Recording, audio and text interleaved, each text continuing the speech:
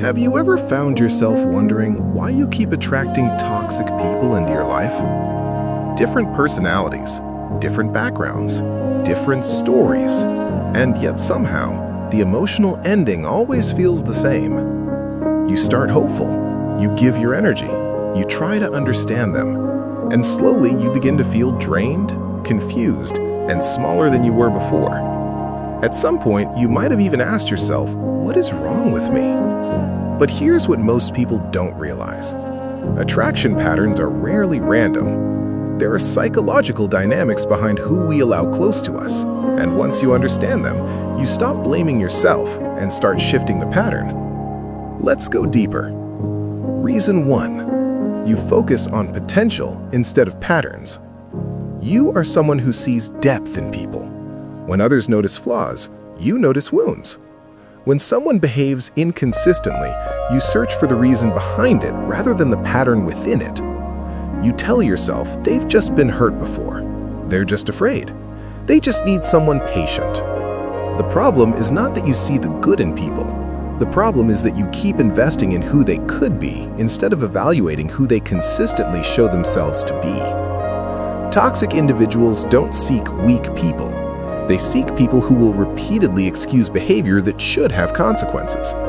And if you consistently prioritize potential over patterns, you unintentionally create space for dysfunction to stay. Reason 2.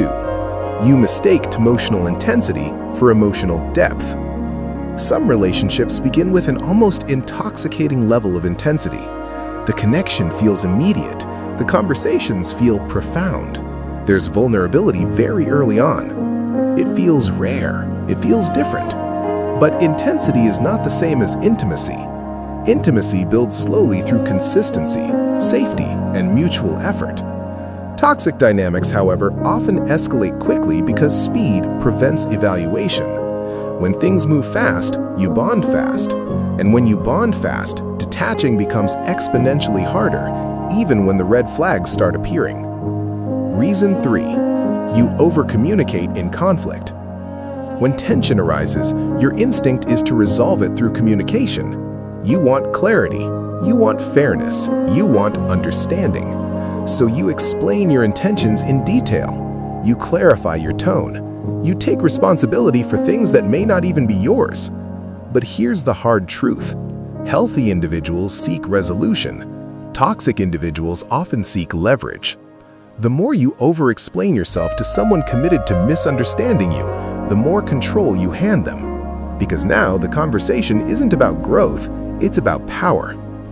Reason 4. You struggle to enforce boundaries. You may know what bothers you. You may even recognize when someone crosses a line, but enforcing boundaries feels uncomfortable. You don't want to appear harsh. You don't want to cause conflict. You don't want to lose the connection. So instead of saying, that doesn't work for me, you minimize it. You tolerate it. You adjust. Toxic people test limits early. If those limits aren't reinforced, they expand their behavior accordingly. Boundaries are not about controlling others. They're about defining what behavior gains access to you. Reason 5. You feel responsible for other people's emotional states. When someone you care about is upset, you feel compelled to fix it. When they withdraw, you internalize it. When they're angry, you assume you did something wrong. This makes you highly attentive and emotionally available, which are beautiful qualities in healthy relationships. But in toxic dynamics, it creates imbalance, because now you are managing two emotional systems, yours and theirs. And people who refuse to regulate themselves will gladly allow you to carry that burden until you are exhausted. Reason 6. You try to earn stability through effort.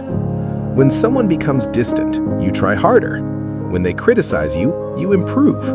When they question your value, you overperform. You believe that if you communicate better, love harder, show up more consistently, they will eventually meet you there. But people who benefit from your insecurity have no incentive to remove it. If someone gains power from keeping you unsure, they will not rush to reassure you. Reason 7. You silence your intuition.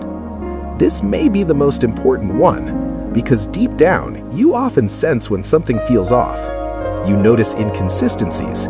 You detect subtle shifts in energy. You feel the imbalance before it becomes obvious. But instead of trusting that awareness, you override it. You tell yourself you're overthinking. You don't want to seem dramatic. You want to give it more time.